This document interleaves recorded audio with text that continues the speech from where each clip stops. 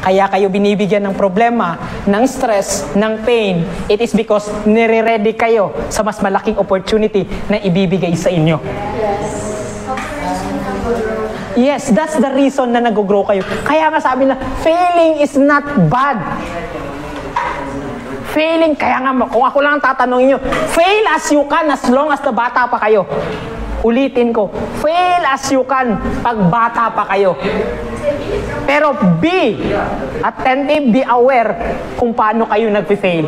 Mas maging matalino kayo habang nag-fail kayo para hindi nyo na ulitin kung bakit kayo nag-fail. Guys, fail as you want. Pero huwag naman yung mag-fail kayo, wala kang ginawa. No. Nag-fail ka kahit may ginagawa ka, normal yan. But please, maging matalino kayo pag bumagsak kayo. You need to know bakit ka bumagsak. Para pagdating ng panahon, hindi mo na uulitin para hindi ka na mabagsak. Please, fail as you can. Because hinahanda ka lang sa mas malaking opportunity. Kasi pag binigyan kayo ng opportunity at hindi nyo kaya, sayang yung opportunity na binigay nyo sa inyo. And by the end of the day, kayo yung nagmamaneho ng buhay ninyo. Anong gawin ninyo? Paliko, pakanan, bahala kayo. Kung tumingin kayo sa likod, bahala kayo. Mag-U-turn ka ba? Bahala ka.